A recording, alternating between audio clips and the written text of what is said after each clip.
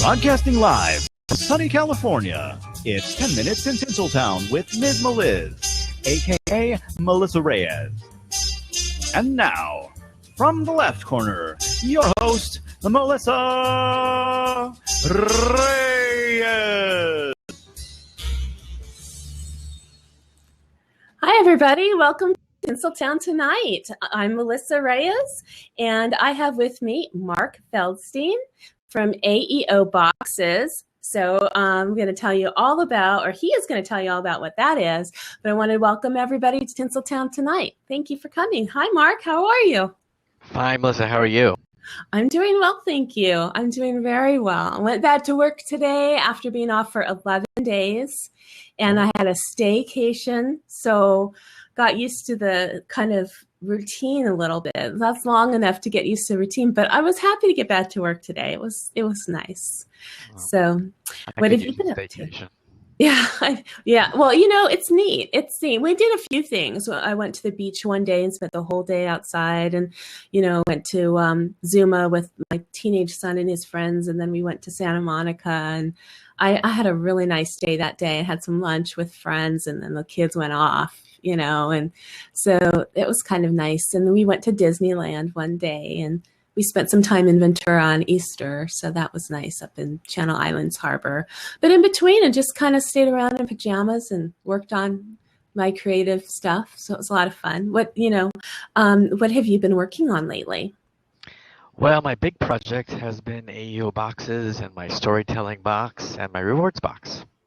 Ooh, well, let me say first that I met Mark through my friend Carolyn West, who's my SoCal Lady Bloggers friend. I think I mentioned SoCal Lady Bloggers every time I meet somebody new because there's always a connection. She's such a wonderful person, and that's such a great way to meet people. And and Mark reached out to me, and he came to my office at the school where I work, and met my boss and sat at the table and showed me, what he was working on. He was so excited about it. And now he's rebranded a little bit and redone it and reworked it, and he's ready to show the world. And so I am so happy to help him. So tell us about yourself, Mark, and tell me, then we'll talk about the boxes. Sure. I'm an ex-New Yorker. I live in California now. My father created Mad Magazine and was editor for 29 years. So I had that kind of influence growing up. I gave Dad an article that I thought of when I was 10, and he rejected it. So I've been trying. I've been trying to come up with something creative ever since. Oh my gosh! And so I moved out to California, and I've been working as a CFO as far away from the creative side as you can get, probably an accountant, for a pool remodeling company. Wow. But the whole time you were thinking about this thing that you could do, the creative side of you. Right. And now it's coming together. I've always wanted to be a writer, and I've wanted to, get my right brain working as well as my left. So I was always doing something on the side that was more creative. Mm-hmm. And finally where I am today. It's been a long road. I can relate to that. I've been doing all these side things, and it's so exciting when they start to rise up and become the central part of your life. And I can see it in your face. You just look so, full and happy. I think you look very happy. I'm 58 years old, and I've worked on a lot of projects in my life while working the regular job. And this is the one I really feel is something that can have a real impact on children. And that's what I've really want to achieve. So, yeah, I am happy. Well, tell me what motivated you to do something like that. You mentioned your own childhood and what it was like to have this extremely successful and creative person in the head of your family, and your dad. It was an artist, and I think I saw some pictures on your Facebook about it with him when he retired to Montana, and it just seemed like such a very creative, dynamic person. And so you had that influence, but then you also were influenced by your own daughter. Is that right? With the storytelling? Right. Yeah, I love that part. What happened? My wife is Chinese, so when we would have our family dinners, everybody be speaking in Cantonese except for my daughter and I. Oh my So goodness. I had to entertain her, and she had to entertain me. We only had each other. And you know, a Chinese dinner can go on for a long time, 3, 4 hours with 12, 13 courses. Wow. So I used to tell her stories that I'd make up on the spur of the moment, maybe inspired by something in the restaurant, whatever I might think of. And that became our family thing. Mm. Then I would tell her in the car, on long car rides, or on an airplane, or just whenever she was bored. So that that started it. But Hmm. what really inspired this was one day, a few years ago, my wife was taking a dance class, and I was waiting for her in the reception area. And the receptionist had brought in her 5-year-old daughter, and she was sick. She had a cold. So she was crying, and she wouldn't settle down for a nap like her mom wanted her to. Hmm. And I listened to her crying for about 10 minutes. And finally, I stood up. I walked over to the counter, and I looked at the little girl, and I said, "Once upon a time." And it was like a light switch. You know, it's amazing how children can do that. They just turn off the crying. So she just stopped crying, and I told her a story that I made up on that moment for about 5 minutes, and she was fast asleep. Oh, And so that the focus mother, that you gave her. exactly, Yeah. and just it was so easy because I didn't need a book, I didn't need anything. I just talked, and she appreciated it so much that I gave her that attention. I think Mm-hmm. that it just Mm-hmm. caught her focus, like you said. Mm-hmm. So the mother looked at me with such gratitude. And when I walked out, I thought, this is a skill people have got to remember they can do. You know, storytelling is something that's basic to us and has been forgotten and replaced with technology, I think. Mm-hmm. You Mm-hmm. know, with people playing games and hand your child a phone. And I don't like that. We never allowed that at our dinner table. Mm-hmm. So that's what I thought. If I can create something to help inspire other parents to be able to tell stories to their children, or even better yet, create stories with their children, Right. then I think I can really have an impact. And that's what I've done. That's really cool. So I know that there's a lot in between because we met at a stage, but to Oh, flash yeah. forward to where you are right now. So what's happening right now with your storytelling box? Well, we finally are live about a week and a half. We're in Amazon. I have my own website, aeoboxes.com. Mm-hmm. And now I'm just trying to work on how to market it. You know, to me, the easiest part was developing the product and working on all the writing that was involved in development. But the hard part Tell us what is, the product is, because the people oh, here may not know if they didn't look at the pictures on the website. There it is. Okay. This there is it the is. product. All Da, right, da, the da, storytelling box. So, does that call in? So what this is, it's filled with 300 cards like this. And so I'll show you examples. da. Okay. 100 cards are just stories, little blurbs that I wrote, all of them, and that took a while, took months. By the time I hit 50, I was banging my head on the desk saying, ogres, Oh my giants, goodness. clouds, shadows, whatever I could come up with. But I This finally is came up Mark with Feldstein 100. telling us about his storytelling box. Okay, keep going. All right, so 100 stories, and what the parent's supposed to do is read the story to themselves and then tell it in their own way using their child's name of the main character and embellish upon it. Mhm. And that is the first step. But the second So part of the a little box, bit like Mad Libs, you kind of read it, then fill in blanks. well, But I know what you mean by Mad Libs. yeah, It's not so much that as, for example, I'll just give you an example. There's a okay. story here is about here. Jessica sits by her window, glumly watching the rain. She really wants to go out and play. The rain finally stops and Jessica runs outside and she immediately notices something. There's no rainbow. In fact, she can't remember the last time she saw a rainbow. Where have they all gone? Are they lost? And so now the parent's supposed to take that and have an Yeah. adventure of going Okay. out and looking for the rainbow. And who are you going to Mhm. meet on the way? And where are the rainbows lost to? And things like that. So it's a That's how. great storytelling starter. Okay, Right. gotcha. Exactly. And Now so and there's 100 story beginnings in each box. right, Okay. 100 stories. Wow. And then the other 200 cards are made up of cards with prompts. So you can see like flying grandpa Mm. or mean bully or polka dotted tiger.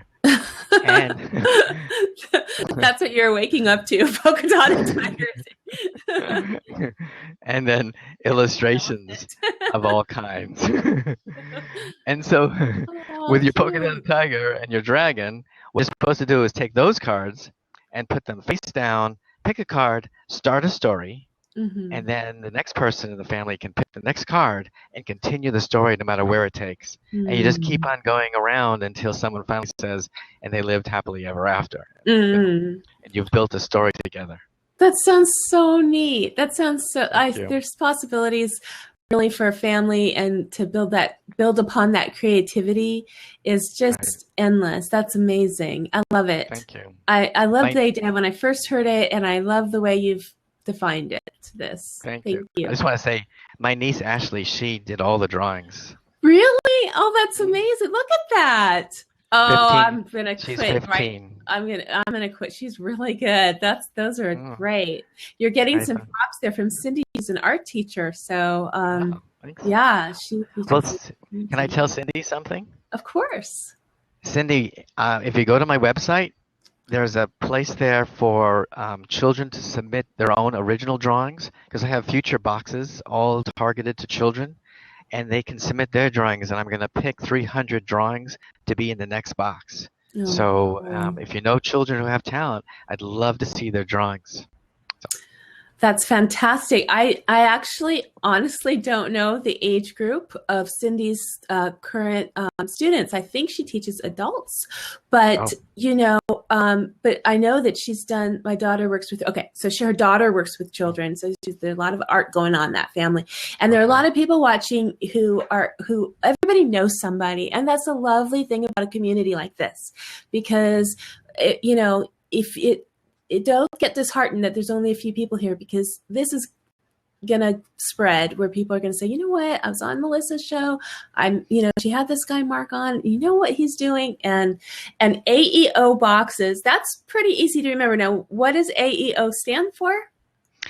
Well, there's actually a story behind the AEO. I thought so. My first name was Thinkbox without the O, and I realized after a time that I kept on having to explain to people, no O, no O. And I was afraid when they told a friend, they'd forget to say no O. So I said, all right, I got to come up with a new name. You cannot believe how hard it is to find a domain name that's available with the word box in it. Oh my gosh, yeah. It was crazy. I went through everything. So finally I came up with There's no ABO original boxes. thoughts. Right. ABO? Exactly. ABO boxes, but my wife said, wait a minute, a BO box? No. Oh. She killed it. You know, in a box. Right. She killed that one. So I came up with AEO, and it stands for anything except ordinary. Oh, I love it. ABO is anything but ordinary. Ordinary. Anything, okay. That's the exception. That's awesome. Thank you. By the way, there's another box too that I did. I don't know if you want to mention it. Of course. Tell me. You have plenty of time, and we're here for you. So that's just so much fun. Tell me about say the rewards box? Right. Now this box I need is some rewards. There's candy in there. No, it's more cards. Sorry. Okay. I can make them flavored if you want later.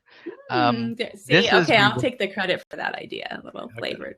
I'll give it to you. Thank you. This box is filled with 250 rewards for children and teens.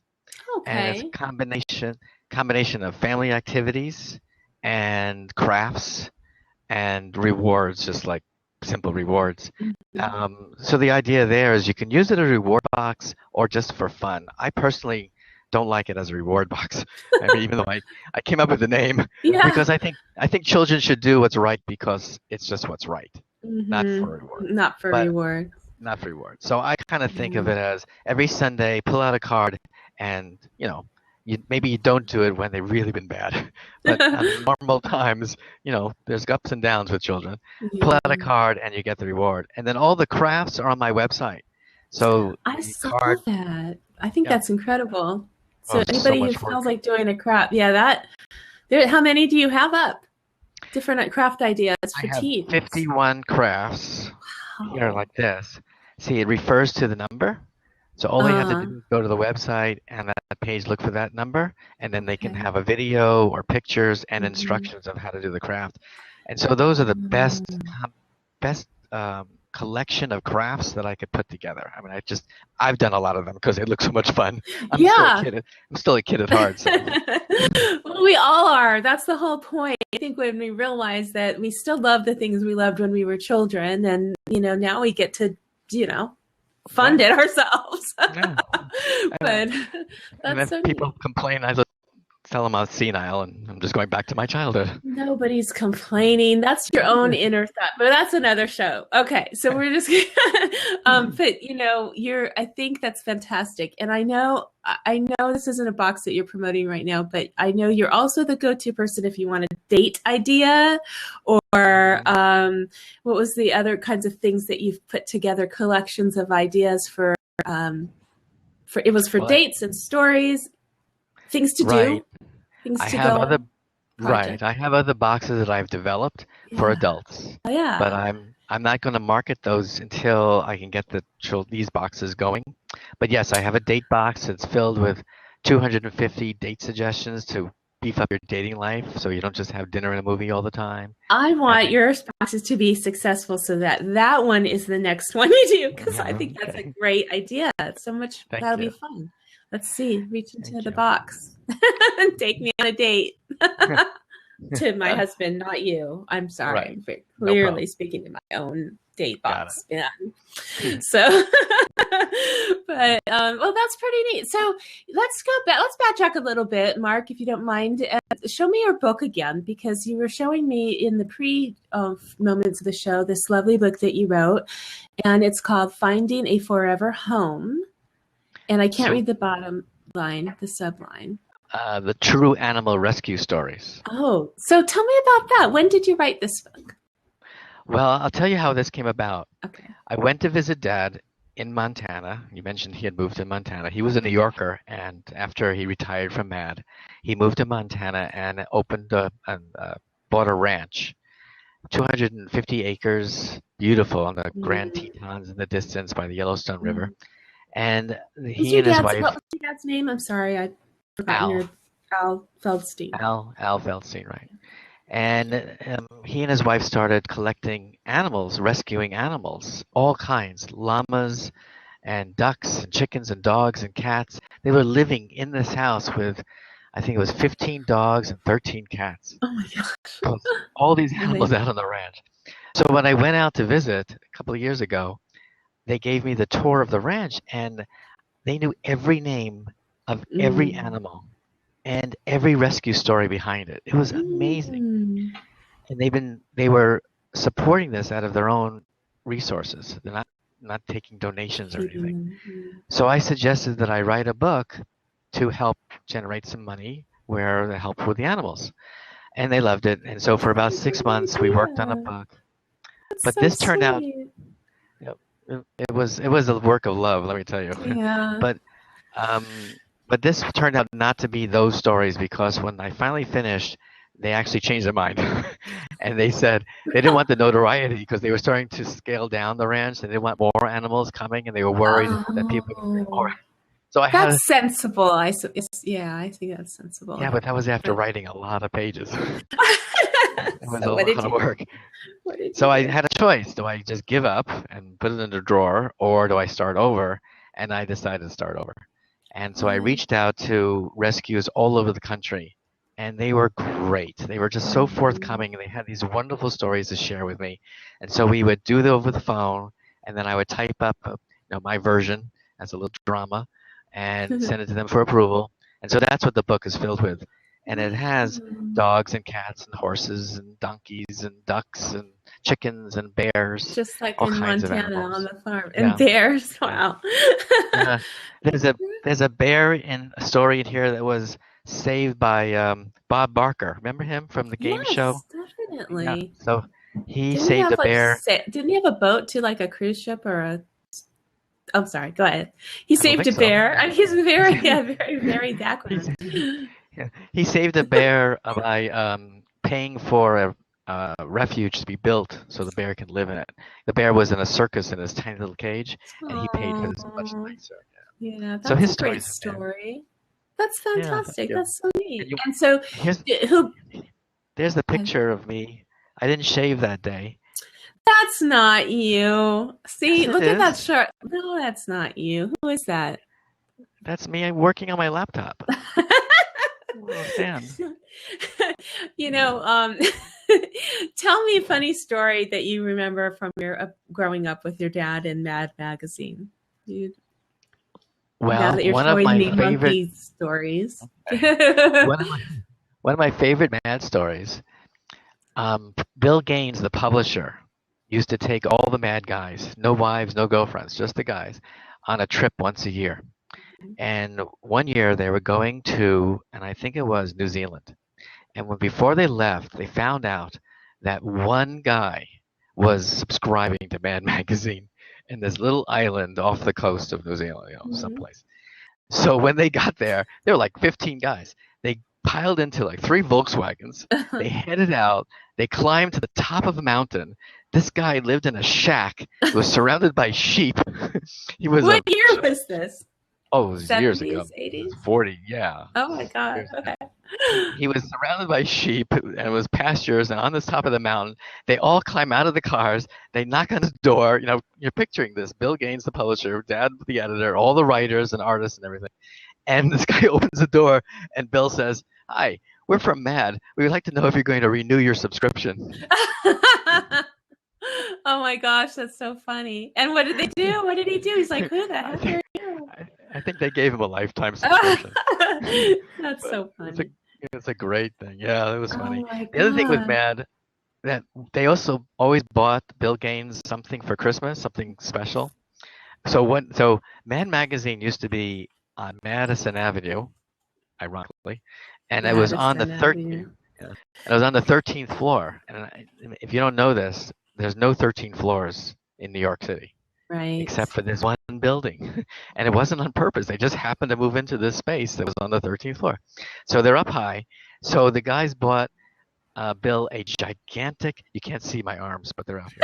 A gigantic, a gigantic. You have to go this way. Yes. Okay. Still no. Okay. A Really gigantic, big. big mask of King Kong. Oh And my they had it permanently installed on the outside of the building, looking in the window of Bill Gates' office. So he comes in the morning, gets his coffee, opens the curtains like normal, and there's Oh my King God. Kong looking in the window at him from the That's 13th hilarious. floor. I have nothing like that, like a King Kong, but you can imagine this like thing looking in the window at you, like It was it's gonna hysterical. happen. Yeah, That's hilarious. That's so it funny. was. So and it was so that became a fixture there. It became a fixture there, but Mad has Wow. since moved, so I guess they must have taken it down. I'm Yeah. not sure if the new tenants would appreciate King Kong looking in. How funny. But What did it look it like was from such a the other mad thing to side? do. Yeah, I What could. was it? I mean, what did it look like from the other side? Was it just? Could you tell what Oh, it I think it was? was. I don't know. Never It was figured like that out. the Just on saw the it on the inside. inside. Yeah. Interesting. That's a really good insider tale. Wow. What was it like at home? Did he?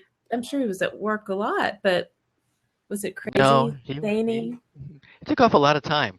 Oh, As a matter of good. fact, he would be able to take off like 2 or 3 weeks at Christmas. So when I grew up and I got my first job out of school, I said, "So how long do we get off for Christmas?" And they said, "What do you mean, one day?" I said, Yeah. "One day? What are you talking about? My dad always took 3 weeks." Like, no, you just get one day. It was a shock. But being at I home, experienced something similar to that because my dad worked in manufacturing and they shut down the plant for the last 2 weeks of the year. I thought it was Christmas vacation, but it was just right? the down at the end of the year. They did inventory or whatever. You didn't have to be there. So I'm like you. I was like, what? One day? Exactly. It was a Funny. shock. Yeah. But Oh, being at that's home with Dad, he was great. I would tell a joke and he would edit it and make it funnier. So, Oh. I had to live with that. What was his upbringing like? Where does He all this was creativity born. come from? Well, he was born in Brooklyn and an artist. Mhm. So before Mad, he used to do the old horror comics, Tales from the Crypt, Vault of Horror, and Right. he would do he first started in the business by erasing. the other artist would do pencil drawing first, Mm-hmm. then they would ink it, and he would go in and erase the pencil marks. But then he was an artist in his own right, so they finally started giving him work. And Wow. so he used to do those old comics until McCarthyism, where they banned them because they were too frightening for children. Mm-hmm. And Mm-hmm. so that was what actually, this is not everybody knows this, but that's what motivated Mad, because Bill and he and the other guys, they had to find work, and they couldn't do the comics, so they had to come up with something. So they came up with Mad Magazine, and then he's the one who thought of using Alfred Newman as the mascot. I was going to He say the little coined, freckle-faced kid. Yeah, yeah, who was yeah. that? It was a public domain face that was used on lots of different things, like a dentist poster because he had a space between his teeth, and it was "painless dentist didn't hurt a bit" is what his quote was. And then Dad came up with using Alfred for the magazine, and he coined "What Me Worry," and he coined What? Alfred. Me? Worry? Yeah. Okay. Yeah. And then he also had a quote on every magazine that Alfred supposedly said, and one of those quotes was "Hindsight is 2020," and Dad wrote that. So that Wow. That was Dad's his. quote. Yeah. That, and everybody knows that one, but I would Yeah. never have thought, I didn't know that. That's really neat. I Yeah, mean, that was from Alfred. what are they going to be saying about you? The storytelling box. That's going to be your legacy. That's awesome. I mean, it's going to happen. Yeah, I hope so. That's amazing. Because I'll tell you what happened recently. I have a customer who called me and told me what's happening with his daughter.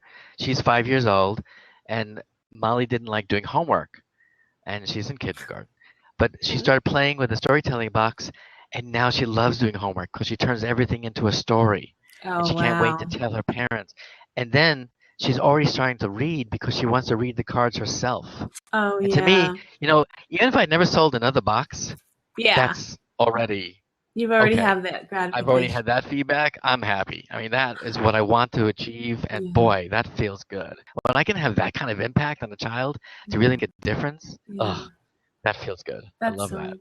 That's amazing. That's really good because there are people there that need your inspiration. They need that tool and that motivation, and you've given it to them. Oh, I want to say hello to my friend Donnie who just came in. Grammy Donnie Glenn. She just came in. I saw her little bubble pop up at the top. She's also an artist. She's out of Nashville, Tennessee, and she just went away.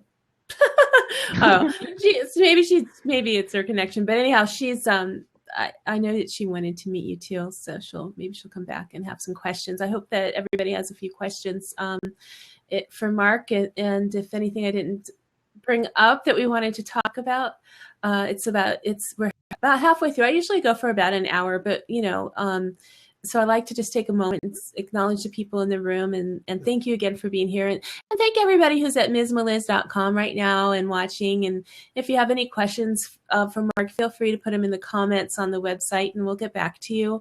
And certainly it would be great if you tweeted him and went to aeoboxes.com and checked out. He has a lot of really neat features there to do activities with your teenagers or for them to look up and do. And I know that when my son was 12, 13, my son Roman, he just loved to do science projects or anything. He would look up and to have that video and the instructions and then also have a card, I think would have been great for him because he would go through each and he would put notes or something, and he would, he was very systematic and loving to do those things. And that's that age that you want to get them connecting with their brains and using their hands and having ideas. He would have loved my magnetic slime.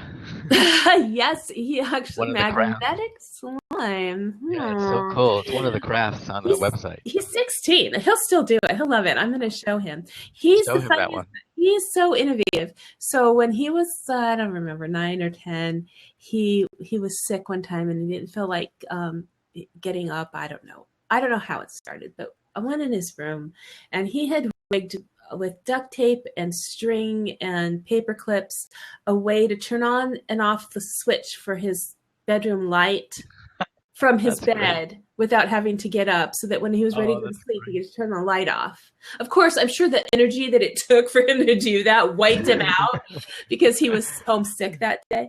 So it's That's funny. And great. then now he's 16 and he's driving, and we have a key rack that has 3 hooks on it. Well, there's 5 of us, and now we all drive. My older son's at college, so my husband and I and my middle son have been using these 3 hooks for our car keys when we get home. My son Roman has his key on a lanyard for the house key. He didn't need a car key, but now he's driving, so he needs a car key. So instead of just putting it on one of the other hooks, he made a hook and stuck it on the wall next to. And so there's 4 hooks now. It's just on the wall next to the hooks. It's like taped on, so he can have his car key there. That's funny. Like, I took one look at it. I thought, Roman, he did that. Just always putting things together. I'll tell you one thing I used to do with my daughter, and anyone else who has a young child would do this. We used to take a ball of yarn and tie it to something in her room, and then string it up to something, and then down to something, and then across to something, and back and forth, creating an enormous spider web in Oh, 3-dimensional though, not just a flat, in right. every direction. And then the idea was she had to get from the door to her bed without touching a string. What a fun idea. What a fun So much fun. dad you are. Oh, we had fun. I loved being, I mean, I still do, but she's 27. But I Yeah. love being a father to a young child because like I said, I'm a kid at heart, and anything I can think of, we let her paint her room. She would do themes.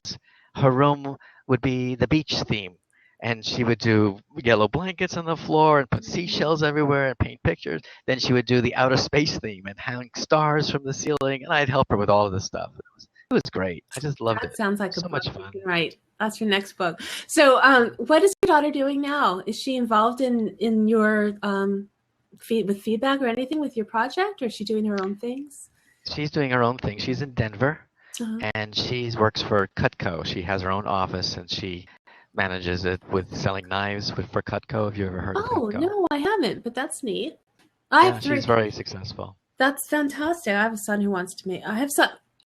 My kids want to do everything, but which is good, and I encourage them. But I have one son who the other day came home. He wants to be a blacksmith. I'm like, what? Well, really, he wants to. Yeah, blacksmith sounds so old, like at the Renaissance fair kind of thing. No, he wants to learn the skill that makes those handmade knives, and it's a hot thing right now. Oh, They make these really? really sharp knives that are used for anything from cutlery to weaponry, but they're made with steel and blacksmithery, I guess. Wow. And they're teaching classes on it, and it's because there's a reality show, kind of like Top Chefs, but it's these cutlery guys. I don't know. Wow. It's Never a heard of that. thing. It's a thing. Ah, So I don't know. it's a thing. Knives are a thing. So that's cool that your Huh. daughter's in this industry that I'm sure Yeah. touches over that. Well, fantastic. So what's next for you? What's the next step with your business for you and your wife? With Well, your the plan. the next thing, of course, is to market and learn how to do, figure out what works. I do want to offer something to your listeners, if I may. Of course. I want to offer 5 free storytelling boxes for the 5 different people with families who would enjoy it. And in return, I would like to receive a video with you playing with the box with your children that you're going to give me permission to put on my website or put on YouTube. So that's my offer: is 5 free boxes. I'll be for shipping and everything, and just want 5 videos back if that would work for anybody. So you're offering to send somebody, a family, one of the boxes so they can try it out and send you back a little video of them and tell you what their feedback is. So that's a really great a great way to get some testimonials, and you can share that information, and we'll see about I'll put that on the website for sure, and we'll send that out and see. Definitely line you up with some people who would like to do that, and we'll say the first 5 because that are interested, and we'll go from there. That sounds really neat, Mark. Thank you. And I'm sure that they'll love it. Now, how much would it cost if somebody wanted to buy one on your website? Is that you can go and get it there on your website? Where else is it available?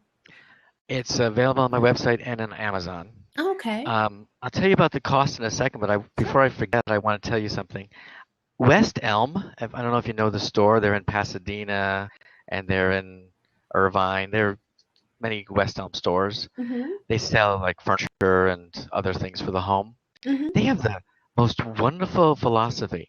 They help entrepreneurs like me by allowing us to come into their store and do what's called a table pop-up, where they'll set me up on a table, and allow me to sell my product directly to their customers, and I get to keep 100% of the income just to help me grow my business. Because they can. That's wonderful. That is great. So I'm doing that this weekend. That's this so weekend, neat. Saturday and Sunday. I will be there all day. I'll be there for 14 hours on Saturday. Oh, you're going to have to send me the information so I could tweet it out and see if I can get some people to come and say Ms. Melissa sent me. That'll be fun. I would love that. Okay. So it'll be in Pasadena, and I'll tweet you. But just so everybody knows, you won't have to pay for shipping if you come to the store, and then I won't be sitting there by myself. And you can maybe sign the box or make it personal. Absolutely. Will you be doing that? I'd be happy to. Yes. Neat. But boxes are basically $25, and then you have to pay for shipping. The thing I did to be full disclosure, I increased the price to $31 on Amazon because their shipping is such a better deal than I can get because they're so huge. And then I'm offering free shipping. So it sounds like free shipping on Amazon, but really it's included in the $31. Yeah. But that's what they taught me. They said, hey, do a promotion, increase your price, and say free shipping, and it gets people to buy. It's true. That's anyway, true. I did that with my book in the beginning with Amazon too, and it just, all those little things make a difference. So that's good. So $25 to $32 for something that can become a treasure of family treasure, a family heirloom. And I know originally you wanted the boxes to be significant too, but I think that the message and the meaning of what you're doing really comes through. I'm so happy for you. So thanks, Ross, for popping in, and he says, got to run, great discussion. Thank you. I wanted to know if anybody had any questions for Mark, and if you have any stories to tell about, do you remember when you were a child and your family told you stories, or if you told your children or grandchildren stories, and if that, if it just brings back any memories for you, because I think that, it does for me. It absolutely does. I was actually, the first thing that comes to mind is babysitting, because I used to, the kids when I would babysit would say, read another one. And I would be so tired of reading that same book over and over again. I would say, let me tell you a story that you don't know, that's not in the book. And I would tell stories, and they just loved that. So then they were like telling their parents, no, tell Melissa's story. And they're like, what are you talking about? There's no book here called Melissa's Story, So it was because I would hold a book and turn pages, but I wasn't telling the story. I wasn't reading it. So that was always fun. But I did the same thing. I did the same thing with my daughter. Just told her stories, and then she had her group of favorites. So she would say, hey, tell my friend the rainbow story or that story. And so it became, part of our family group of stories. Did you ever do voices or act out characters? My husband read absolutely. all the classics to my kids, and he could do all the characters' voices and accents. And oh my gosh, I would be listening, just laughing. He's so entertaining. It's funny you said that because I used to read her Goosebumps. Remember the Goosebumps books? Mm-hmm. And I had to dig deep into my past. So I used to do, what was the name of the old characters from the old horror, like Boris Karloff? Oh, yeah. I would use those voices to do the Goosebumps. Oh my gosh. A little Russian. That's so funny. You love it. It would scare her, great. but Yeah. She'd be squealing with the light, probably. No, stop. Don't. Wait, this not know. I would love. What do you do anything for Halloween? Are you into that horror kind of fun Halloween festivities, or are you generally home for Halloween? Which I would hope you'd say yes, because I would like to invite you to do an online thing on Halloween. Oh, well, then yes. Okay. because I think that you would be great. But go ahead, answer the question. What do you typically do on Halloween? I was going to tell you, what I've always done is I made my own costumes. Of course you did. You're so creative. Gosh, that's like so. One year I made an earthquake. So how do you make an earthquake? What? So I took a box, and you can't see my hands. Yeah, I took a box, and I painted it to look like a brick building, and then cut out the windows, cut out the doors, and then I cut jagged cracks in the bricks, and I put plastic over the windows, and I cut cracks into those. Oh my goodness! How old were you when you did this? 50, 49? Yeah, I know. Okay. Very creative. I was in my 30s because I was taking my daughter to go trick-or-treating, so I had to dress up too. And so then I would take styrofoam, cut them into bricks, and paint them red and stick them in the building like half in and half out as if they got loose. And then I wore an apron underneath. So I put this thing on, and I wore an apron underneath it, and I put bricks in the apron, and then we'd walk up to the door and ring the bell, and then they'd answer the bell, and I go, and I throw a brick out the window. Wow, that's crazy. It was hysterical. Oh my gosh. My daughter be dressed up as a marshmallow or something. It was great.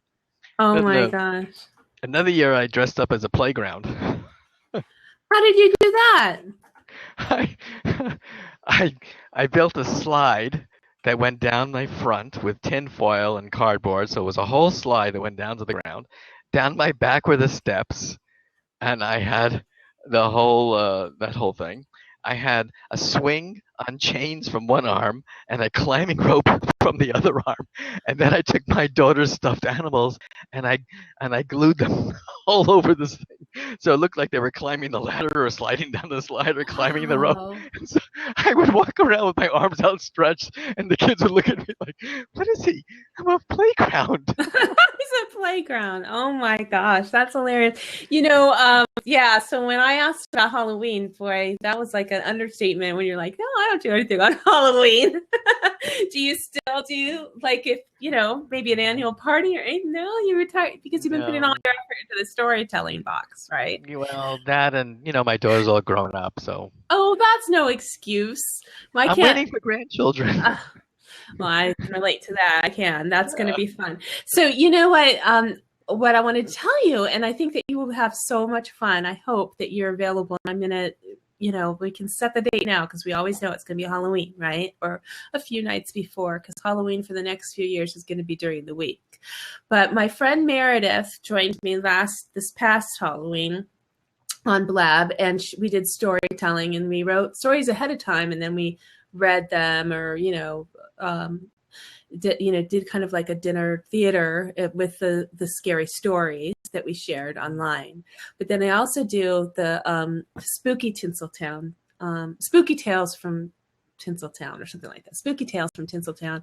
The last 2 years that I get completely made up. I mean, you wouldn't even recognize me when you come on. Wow. And I interview my friend Joe Moe, who is really involved right now with monsters, with monster.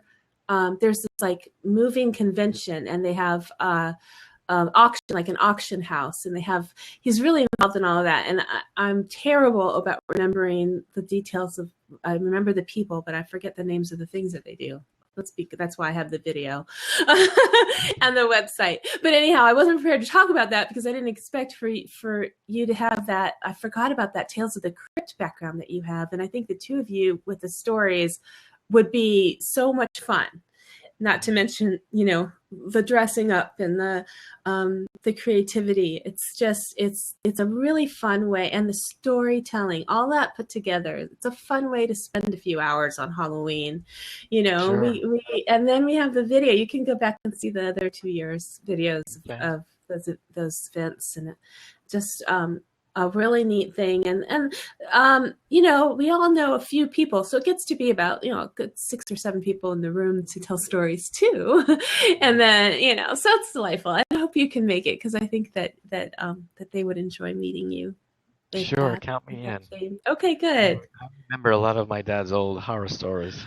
Well, yeah, there's I don't know how to ask you questions about your dad, because, that's your dad and not you. And I want to ask questions about you, but, Okay. we are a sum of our environment growing up, and he's so much a part of who you are. And, so I know that I carry that very happily with it. When people who meet me, who my parents don't have that same kind of notoriety, but certainly they touched a lot of people, and they'll say, "Oh, you remind me so much of your mom or your dad." And so, I didn't know your dad, but I know of his work, and a very, very long history of making a big impact on our culture. That's pretty amazing. So yeah, Mad in its day was big. Now it's come down because it's hard to compete with what's out there. That it's still going is a surprise to me, to be perfectly honest.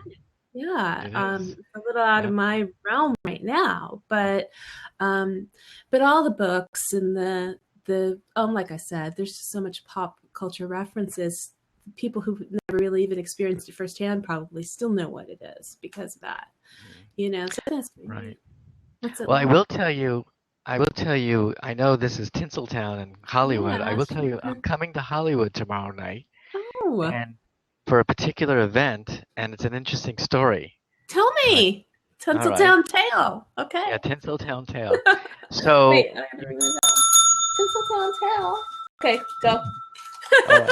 So remember John Lennon? Be awesome. All right. I do. I remember John. I didn't know him personally, but. Okay. Well, when he was assassinated, they took him to the hospital, and at the time there was another person in the hospital who had just been hit by a taxi while he was riding his motorcycle, and they took him into the emergency room. Well, that other person was my brother. Oh my gosh. Yeah. So my brother was the top producer of ABC News in New York at the time. So he got taken into emergency. He's laying there on the cot, having put his head through a windshield, and they wheel in John Lennon, and he's listening to this conversation about the nurses and doctors talking about trying to save John Lennon. And so he gets up out of this bed, goes over to the payphone, because remember, this is years ago before cell phones, and calls in the story.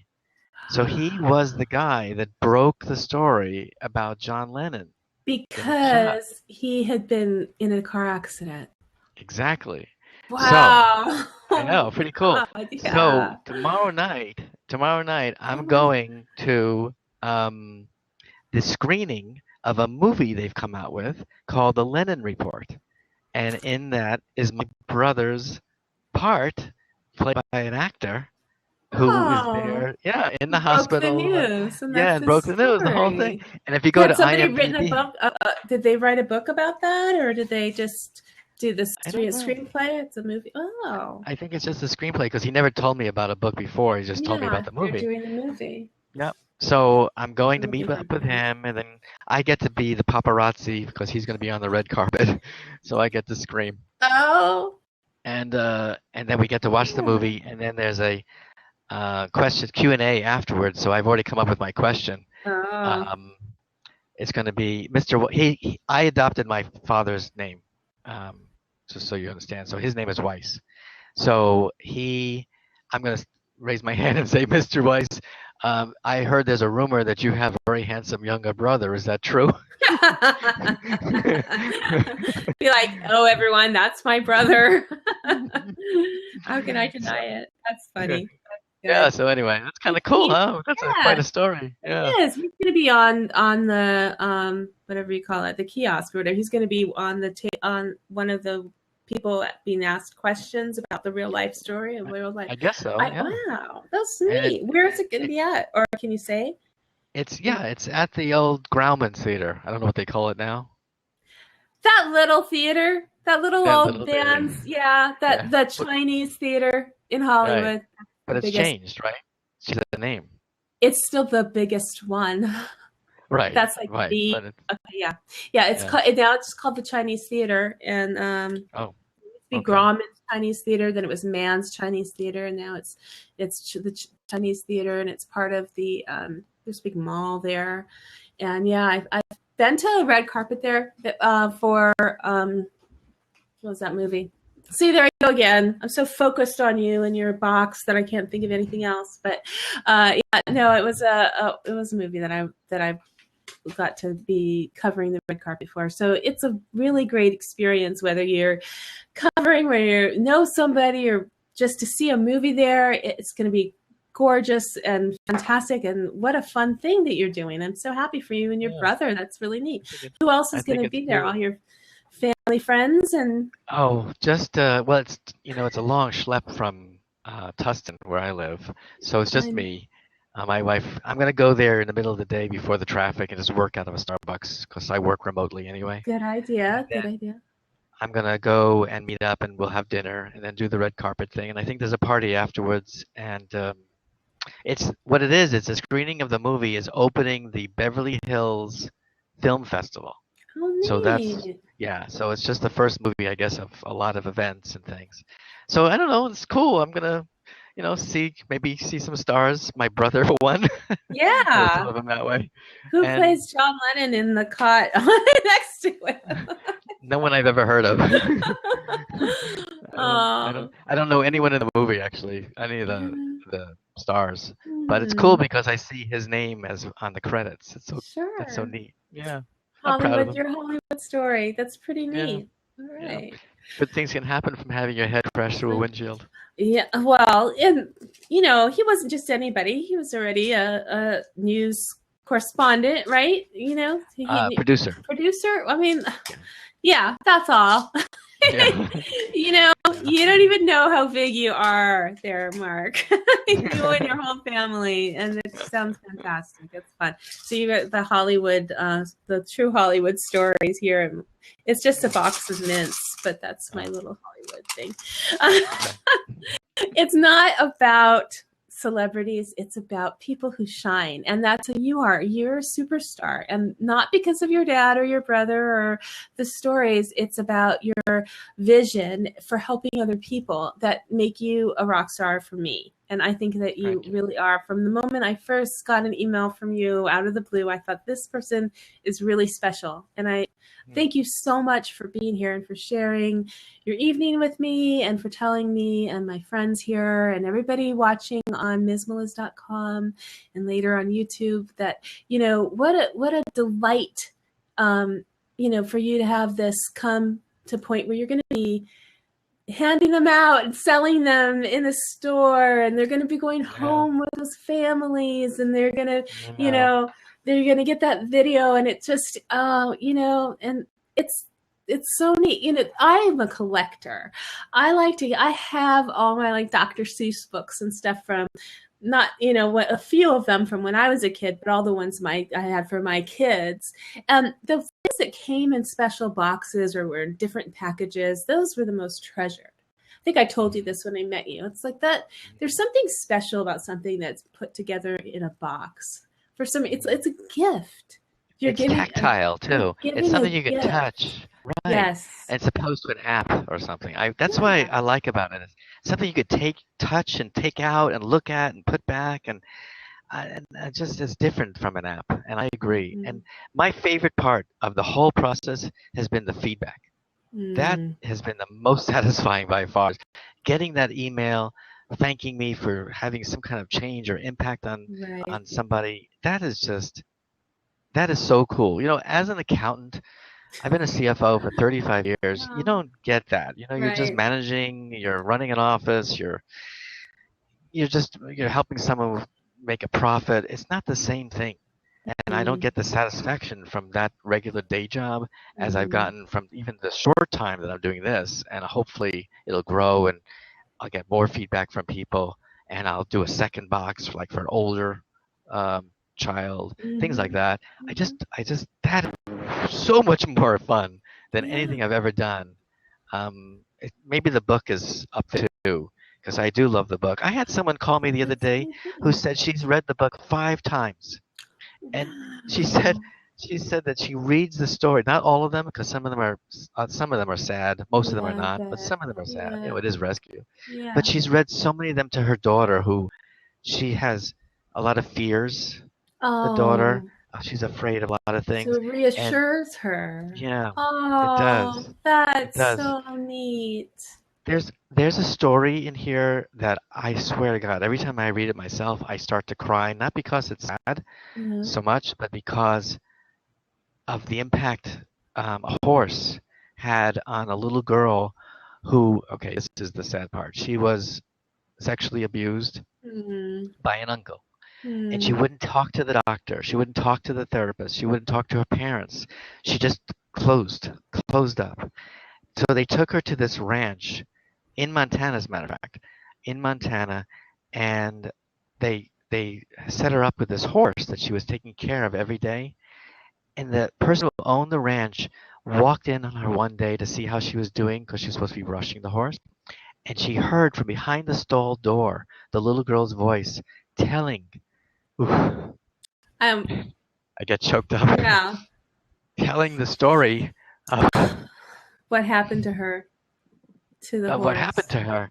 And because she felt that only the horse who was abused, because they rescued the horse, would understand, exactly. Would understand. And so this person backed away and let her continue telling the story to the horse, and she began to change after that and improve and was able to communicate again, and it just changed her life. And when I heard the story, I was like, floored. But when I wrote the story and I made it into a story, with dialogue and everything, I tell you, it really impacts me. Can I get that book on Amazon still? Yes. Okay. Wow. You didn't even tell me about that, but oh my gosh, you're so compassionate and kind and thoughtful, and I just am amazed that is not the first thing that you tell people about, because it's so it's obvious. Oh, it's okay. I cried on Ross's show yesterday, so I guess this is what we're doing now on Flab. But to change the subject a little bit. Not that I'm afraid of tears, but I am not going to cry on my own show. Just let me. Okay. But no, I just think that's so tender and so amazing. But on Blab, if you have a chance to come on now that you're here, if you can dedicate just a little bit of time and consider it, your investment in your business, because especially in the mornings, if you come on around 7 a.m. Pacific time, and there are a lot of people who converse here about entrepreneurship and small businesses, and they are helping other people by having these great little dialogues and shows about different topics, but that would be interesting to you. And then just the networking, it could be someone who has gone through what you're going through and producing a lot of new products and things that are coming around, or someone who's been in the marketing, the social media, and you might want to connect for sure. Should connect with I Am David Vaughn, because he actually invited you here to reach out to him, because that's what he does, is that building your mailing list and working on networking and selling your products. So I think it's a great idea. I need all the help I can get, because I really am struggling with this part of it. I'm not a big social. born into way before this stuff, so getting used to the social media and all this new way of marketing. I'm the kind of guy that, put an ad in the paper or a magazine, but Yeah. that's so expensive. This whole Not social gonna media happen. Yeah, it's not is so gonna hard. happen. So yes, Yeah. I will do that. I need any support. Anyone else who has any ideas, please reach out to me and make any suggestions. I'm an open book. Well, my only other advice to you would be to when you get those like suggestions, to follow through on it. At least try it, or reach out to somebody who can help you to bring it through. With you, because you're only one person and it's a lot of different things to do, and what you've worked on so hard is the design and the product and the concept and bringing it, and that's been so much work, and now you have to start a whole new job. I interviewed a lovely lady. Her name is Mini Barber, and she's she's actually a romance novelist, but she started doing independent self-publishing when it first kind of got started, and she transitioned from being in a traditional publishing house where she would crank out a romance novel every so often, and then that was how she made her livelihood, to doing it on her own, because she wanted to get more of the money directly to her rather than them making the money from her and her getting a cut of it. But then what she found out was, at 65, whatever she was when she decided to do this, that she had to learn about having a website and social media and going on blog hops and Twitter chats and interviews on live video with me. It's the first time she was ever on. When she found out it was video, it was just like, we're not just getting on a phone call. No, you got to put some makeup on.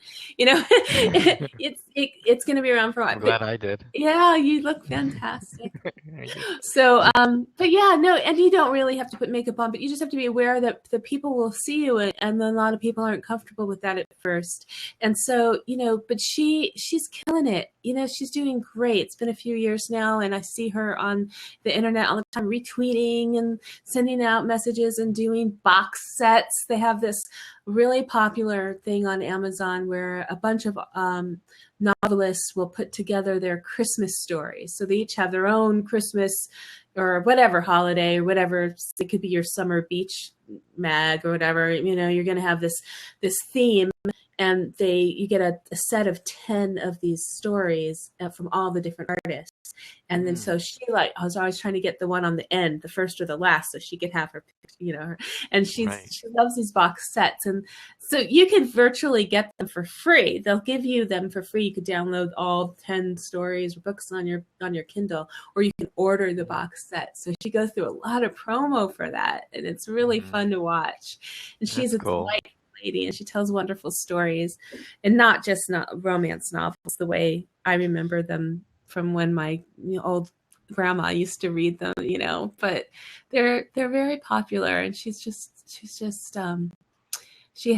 talked a lot about having to make it a new career, even, of learning how to market in today's market. Yeah, it's a full-time job just to figure out how to market. And I already have a full-time job, so it's a nighttime and weekend job. Right. One thing I learned, this is very strange to me.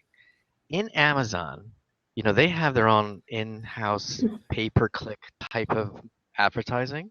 You cannot use that until you've made a bunch of sales and gotten a bunch of reviews. Then they allow you to market within Amazon. Yeah, I don't play that game. I don't know. And asking for reviews, that's really hard for me. I chose not to make a profit. Well, I made back what I put in and a little bit extra, but I didn't make a lot of money because I didn't go for that. Because that wasn't the book that I wrote and put on Amazon, isn't the book that I wanted to spend time doing that for. That was my experiment book. I had the body of work, I published it, and I wanted to learn this process so that when I do have the book, I wanted to put all my time and effort into making all that happen. I'll know what I'm doing. And so, but I've seen so many people doing that where they have to, go to Amazon and give me, do the review and give me those I don't like stars. that And, either. yeah, that's hard.